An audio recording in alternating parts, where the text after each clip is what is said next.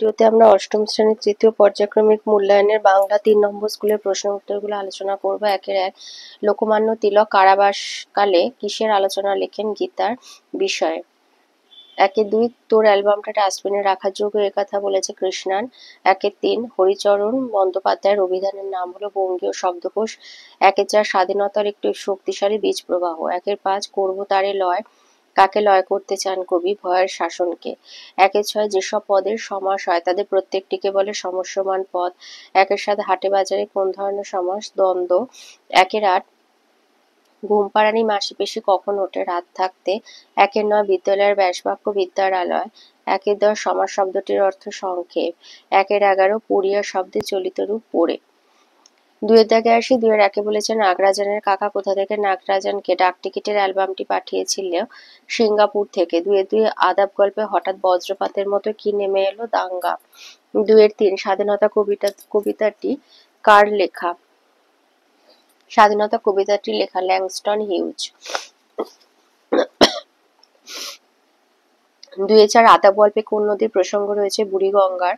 দুয়ের পাঁচ। টিকিটের অ্যালবাম মূল গ্রন্থটি কোন ভাষায় রচিত? তামিল। দুয়ের ছয়। ঘরে একটা দানা নেই কি আছে? এটা বই মানে হচ্ছে পথের পাঁচালী। সাহিত্য মেলা নয়, পথের পাঁচালী। এই যে ঘরে একটা দানা নাই, দুটোখানি বাসি চাল ভাজা মাত্র আছে। দুইয়ের সাথে বলেছে দুপুরবেলা খাওয়ার সময় অপু কাকে ডেকে আনলো। এটাও পথের পাঁচালী বইয়ের ৮০ পাতায় আছে। দুপুরবেলা খাইবার জন্য অপু গিয়া অজয়কে ডাকিয়া আনিল। তাহলে দুপুরবেলা খাবার জন্য অপু কাকে গিয়ে ডেকে এনেছিল? অজয়কে। দুইয়ের আটে বলেছে ব্যাসবাক্য সহ সমাস নির্ণয় করতে বলেছে নীলকণ্ঠ। নীলকণ্ঠে যার হলো নীলকণ্ঠ, এটা হচ্ছে সমানাধিকরণ বহুব্রীহি বা শুধু বহুব্রীহি সমাস বললেও হবে। নীলকণ্ঠে যার নীলকণ্ঠ। দুয়ের নয়। ব্যাসবাক্যের অপর নাম বিগ্রহ বাক্য। দুয়ের দশ। সমার্থক দ্বন্দ্বের উদাহরণ হাট বাজার। দুয়ের এগারো। লোকটা জানলই না কবিতায় রণপায়ে কে এলেন লক্ষ্মী। দুয়ের বারো বলেছে ব্যাসবাক্য সহ সমাস নির্ণয় করো রাজপথ। পথের রাজা রাজপথ, এটা হচ্ছে সম্বন্ধ তৎপুরুষ। তাহলে পথের রাজা রাজপথ, এটা হচ্ছে সম্বন্ধ তৎপুরুষ সমাস। শুধু তৎপুরুষ সমাস লিখে দিলেও হবে। দুয়ের তেরোতে বলেছে সাধু এবং চলিত রীতির একটি পার্থক্য লেখো। লিখবে সাধু রীতিতে সর্বনাম এবং ক্রিয়াপদের সম্পূর্ণ রূপ ব্যবহৃত হয়, আর চলিত রীতিতে সর্বনাম এবং ক্রিয়াপদের সংক্ষিপ্ত রূপ ব্যবহৃত হয়। তিনে আসি। তিনের একে বলেছে নাগরাজনের অ্যালবামের প্রতি সকলে আকৃষ্ট হয়ে পড়লো কেন? লিখবে সুন্দর রামাস্বামী রচিত টিকিটের অ্যালবাম গল্পে নাগরাজনের টিকিটের অ্যালবামটি ছিল অপরূপ সুন্দর। হয়তো রাজাপ্পার অ্যালবামের চেয়ে অনেক বেশি সংখ্যক টিকিট তাতে রক্ষিত ছিল না, তবে কোনো স্থানীয় দোকানেও অমন অ্যালবাম সহজে পাওয়া যেত না। এক কথায় তার অ্যালবামটি ছিল অদ্বিতীয়, এই কারণে সকলে নাগরাজনের অ্যালবামের প্রতি আকৃষ্ট হয়ে পড়েছিল। তিনের দুয়ে বলেছে আদাব গল্পে ডাস্টবিনের দুই পাশে দুইটি প্রাণীর পরিচয় দাও। সমরেশ বসু রচিত আদাব গল্প থেকে বর্ণিত উদ্ধৃত অংশে দুইটি প্রাণী বলতে একজন নাওয়ের মাঝি, একজন সুতামজুরকে বোঝানো হয়েছে। তিনের তিন বলেছে স্কুলের ছেলেমেয়েরা ছেলেমেয়েদের নাগরাজন কিভাবে তার অ্যালবামটি দেখতে দিত। সুন্দর রামাস্বামী রচিত টিকিটের অ্যালবাম গল্পে নাগরাজন পরম ধৈর্য সহকারে স্কুলের ছেলেদের তার অ্যালবামটি দেখাতো, তবে তার একমাত্র শর্ত ছিল যে কেউ অ্যালবামটার হাত দিয়ে ধরতে পারবে না। নাগরাজন নিজের কোলে অ্যালবামটা রেখে পাতাগুলো উল্টাতো, সবাই সেটা প্রাণ ভরে দেখত। চারে আসি। চারের একে বলেছে মানুষ পরাধীন হয় কখন? কবি ল্যাংস্টন হিউজ রচিত স্বাধীনতা কবিতায় কবি স্বয়ং বলেছেন মানুষ পরাধীন হয় তখনই যখন বলপূর্বক কোনো মানুষের স্বাধীন সত্তাকে হরণ করে নেওয়া হয়। অনেক সময় দেখা যায় রাজনীতিগতভাবে ক্ষমতা দখল করে মারণাস্ত্রের ভয় দেখিয়ে, মৃত্যুর ভয় দেখিয়ে মানুষের স্বাধীনতা হরণ করে নেওয়া হয়। এতে মানুষের স্বাধীনতা বোধের অপমৃত্যু হয়। তখনই মানুষ অন্যের অধীন হয়ে পড়ে, নিজের উপর আত্মার কোনো নিয়ন্ত্রণ থাকে না। চারের দুয়ে বলেছে শিকল পরা গান কবিতার শিকল পরা ছল বলতে কবি কি বুঝিয়েছেন? কাজী নজরুল ইসলাম রচিত শিকলপরা গান কবিতার শিকলপরা ছল বলতে কবি এক সংগ্রাম কৌশলকে বুঝিয়েছেন, যেখানে ব্রিটিশের তৈরি শিকল পরেই ভারতীয়রা পরাধীনতার শিকলকে ভেঙে টুকরো টুকরো করে ফেলবে। 4-3 বলেছে বাঁদিকের বুক পকেটটা সামলাতে সামলাতে। এখানে বাঁদিকের বুক পকেট বলতে কি বোঝানো হয়েছে? লোকটা জানলই না কবিতা থেকে গৃহীত উদ্ধৃত অংশটিতে কবি সুভাষ মুখোপাধ্যায় বাঁদিকের বুক পকেট বলতে অর্থ সঞ্চয় করে রাখার মানসিকতাকে নির্দেশ করেছেন। সাধারণত লোকে তার বুক পকেটে টাকা পয়সা রাখে। আধুনিক যন্ত্র সভ্যতার যুগে মানুষ ধনসম্পত্তি রক্ষার দিকেই অধিক মনোযোগ দিয়ে থাকে। তাদের কাছে অর্থ সর্বস্বতাই সবচেয়ে মূল্যবান। অর্থ সঞ্চিত করতে করতে তাদের ইহকাল পরকাল কেটে যায়। 5-1 বলেছে দপ্তরে একখানা বই আছে, বইটির নাম কি? কার লেখা? কাদের গল্প আছে? এটা পথের পাঁচালী থেকে দিয়েছে। পথের পাঁচালী বইয়ের 87 পৃষ্ঠায় আছে। দপ্তরে একখানা বই আছে, বইখানির নাম চরিতমালা। তার লেখক হচ্ছেন ঈশ্বরচন্দ্র বিদ্যাসাগর। এই যে বইখানিতে যাদের গল্প আছে, ও সেরকম হতে চায়। হাটে আলু বেচতে পাঠালে কৃষক পুত্র রসকু বেড়ার ধারে বসে বসে বীজগণিতের চর্চা করত। কাগজের অভাবে চামড়ার পাতে ভোতা আল দিয়ে অঙ্ক কষত। মেষপালক ডুবালো ইতস্তত সঞ্চরণশীল মেষদলকে যদৃচ্ছ বিচরণের সুযোগ দিয়ে একমনে গাছতলায় বসে ভূচিত্র মাঠে মগ্ন থাকিত। এইরকম হতে চায়, সে ওই রকম হতে চায়। 5-2 বলেছে নিমছাল সিদ্ধ দুর্গা আর খাইতে পারে না, তাকে নিমছাল সিদ্ধ খেতে হয় কেন? এটাও পথের পাঁচালী 91 পেজে রয়েছে।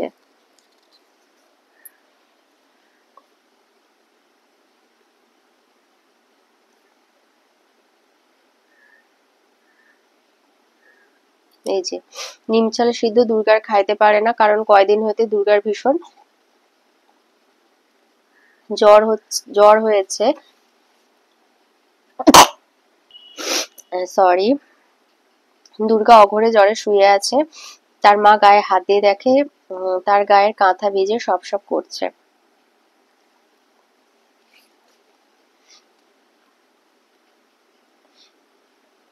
তার অসুখ একইভাবে আছে, ওষুধ নাই, পথ্য নাই, ডাক্তার নাই, বদ্যি নাই। সেই জন্য দুর্গা এই কথা বলেছে, বা তাকে সেই জন্য নিমছাল সিদ্ধ খেতে হয়। 6-1 বলেছে ভুলুম না ভাই এই রাত্রের কথা, আদাব গল্প অনুসরণে সেই ভয়াল রাত্রির বর্ণনা দাও। লিখবে সমরেশ বসুর লেখা আদাব গল্পের শুরুতে দাঙ্গা বিধ্বস্ত রাতে সশস্ত্র ছবি আঁকা হয়েছে। রাত্রে নিস্তব্ধতাকে কাঁপিয়ে মিলিটারি টহলদার গাড়ি ভিক্টোরিয়া পার্কের পাশ দিয়ে একটা পাক খেয়ে যায়। সারা শহরে 144 ধারা জারি হয়েছে, কারফিউ চলছে। হিন্দু মুসলমান দাঙ্গা বেঁধেছে, তাই গুপ্ত ঘাতকের দল চারিদিকে ছড়িয়ে পড়েছে শানিত অস্ত্র হাতে। অন্ধকারে লুকিয়ে আঘাত হানছে তারা। মানুষের হাতে হাতে দা, সরকি, ছুরি, লাঠি। মুখোমুখি লড়াই চলছে। মৃত্যু বিভীষিকাময় এই রাত্রিতে বীভৎস উল্লাস প্রবল হয়ে উঠেছে। বস্তি জ্বলছে। ভীত নারী এবং শিশুর আর্তনাদ স্থানিক আবহাওয়াকে বিভৎসতা দিয়েছে। এর উপর রয়েছে সৈন্যবাহী গাড়ির হঠাৎ ঝাঁপিয়ে পড়া এবং আইন শৃঙ্খলা বজায় রাখতে দিকবিদিক জ্ঞানশূন্য হয়ে গুলি ছোড়া। এমন অস্থির আবহেই গল্পে এক মুসলমান মাঝি আর এক সুতাকলের মজুরের দেখা হয়।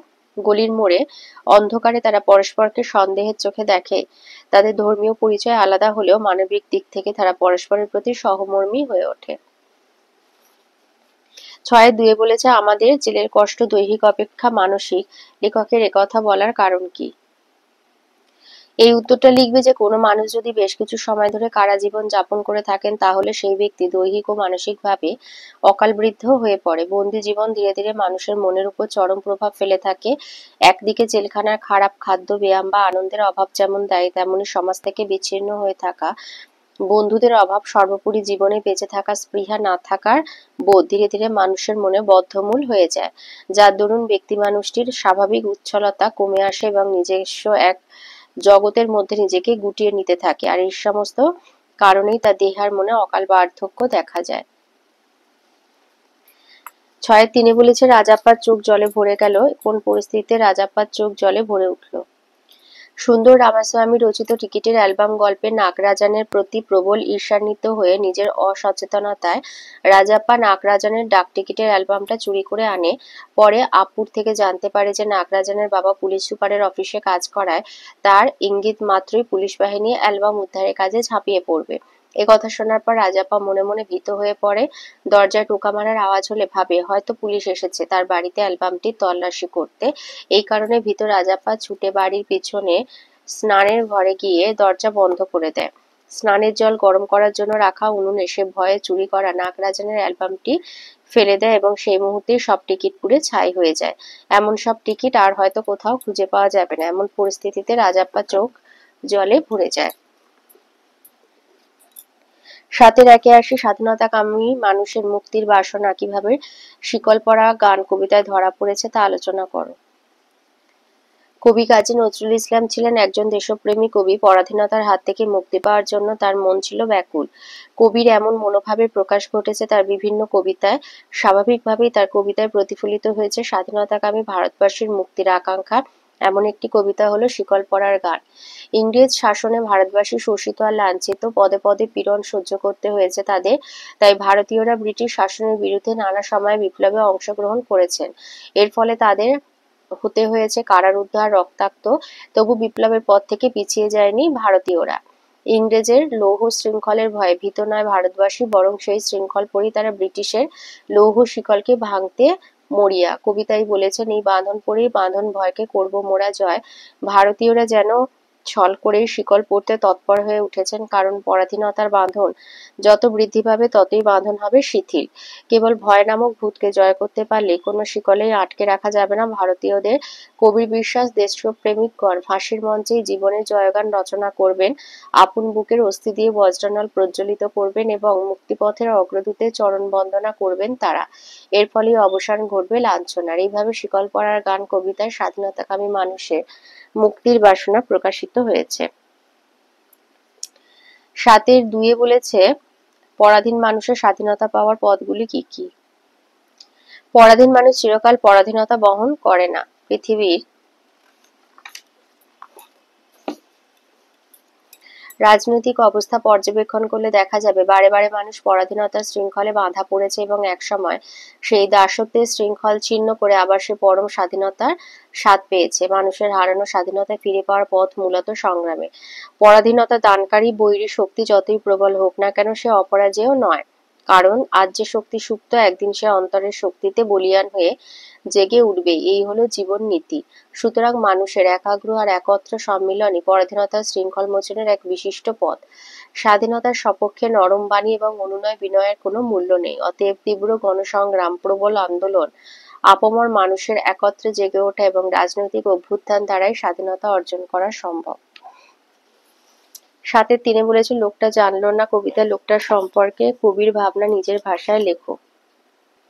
এইখান থেকে লিখবে যে আলোচ্য কবিতায় যন্ত্র সভ্যতার পেছনে পিষ্ট এক হৃদয়হীন মানুষের কথা তুলে ধরেছেন কবি। মানুষটি সারা জীবন ধরে তার বুক পকেটটি সামলে চলেছে, যেখানে সে গচ্ছিত রেখেছে অর্থ। সভ্যতার ইঁদুর দৌড়ে টিকে থাকার জন্য ছুটেছে অর্থের পিছনে। অর্থ এসেছে লক্ষ্মী হয়ে, তাকে আগলে রাখার জন্য চার দেয়ালের গণ্ডিটাকে শক্তিশালী করতে হয়েছে। এতেই চলে গিয়েছে তার সারাটা জীবন।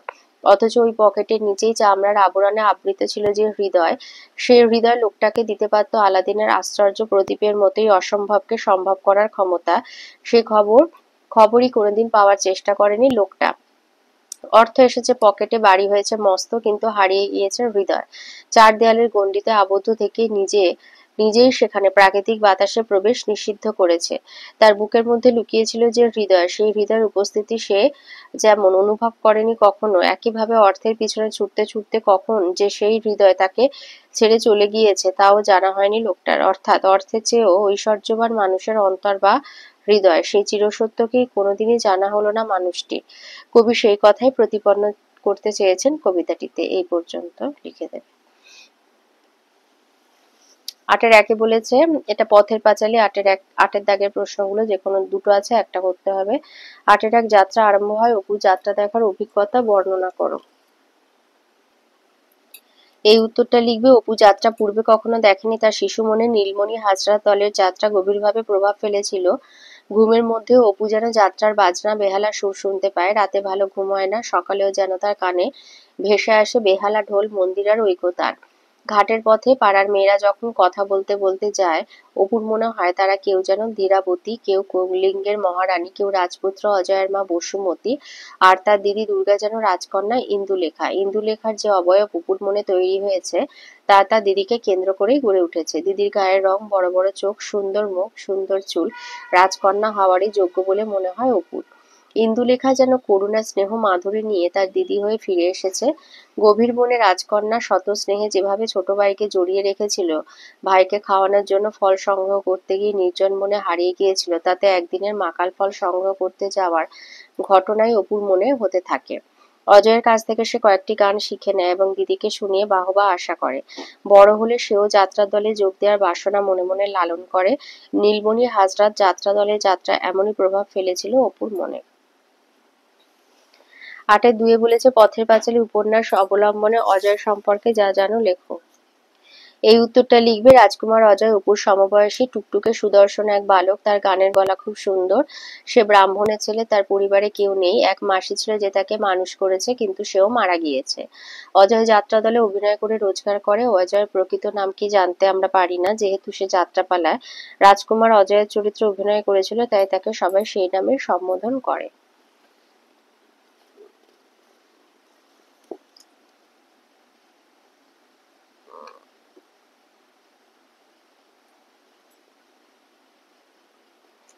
আচ্ছা, যেহেতু ৫ নাম্বার আছে, আর একটু লিখে দিতে পারো যে অপু রাজকুমার অজয়কে প্রথমে দাশুরার পাঁচালী থেকে শ্রীচরণে ভার একবার গো তোলো হে অনন্ত এই গানটি শুনিয়েছিল, আর দ্বিতীয়বার খেয়ার পাশে বসে রে মন ডুবলো বেলা খেয়ার ধারে। তারপরে এটা লিখবে যে নীলমণি হাজরা যাত্রা দলের অধিকারী অজয়কে খুব মারে, তাছাড়া আশুপালের দলে খুব সুখ আছে, সেখানে রোজ রাতে লুচি খেতে দেয়, আর না খেলে ৩ আনা পয়সা খোরাকি দেয়। এই কারণে অজয় নীলমণি হাজরার দল ছেড়ে দেওয়ার কথা ভেবেছিল। অপুদের গ্রাম থেকে বিদায় নেওয়ার সময় অজয় নিজের পুঁটলি খুলে বহু কষ্টে সঞ্চিত ৫টি টাকা বের করে অপুর মাকে দিতে চায়, সেই টাকা দিয়ে দুর্গার বিয়ের সময় একটা ভালো কাপড় কিনে দেওয়ার জন্য। কিন্তু সর্বজয়া অনেক বুঝিয়ে তাকে নিরস্ত করলে সে বারবার বলে যেন দুর্গার বিয়ের সময় তাকে পত্র দেয়া হয়। ১০-এর দাগে দিয়েছে জীর্ণ সেতু সংস্কার বিষয়ে তুলে ধরে দৈনিক পত্রিকার সম্পাদকের কাছে একটি পত্র লেখো। লিখবে সম্পাদক সমীপেষু সমাচার সারাদিন ২১ আচার্য প্রফুল্লচন্দ্র রোড, বিষয় জীর্ণ সেতু সংস্কার, সবিনয়ে নিবেদন। দক্ষিণ দিনাজপুরের বালুরঘাট শহর সংলগ্ন আত্রেয় নদীতে ১৯৭১ সাল নাগাদ একটি সেতু নির্মিত হয়েছিল। তারপর বহুদিন এই গৌণ সেতুটির কোনো প্রকৃত রক্ষণাবেক্ষণ হয়নি। বর্তমানে এই সেতুটির জরাজীর্ণ অবস্থা। এই সেতু দিয়ে গ্রামান্তরে বেশ কিছু প্রয়োজনীয় সামগ্রী বোঝাই গাড়ি যাতায়াত করে। কয়েকটি স্কুল এবং কলেজের ছাত্রছাত্রীরা এই সেতু নিয়মিত ব্যবহার করে। সেতুটির অবস্থা এতই বিপজ্জনক যে যেকোনো দিন দুর্ঘটনা ঘটতে পারে।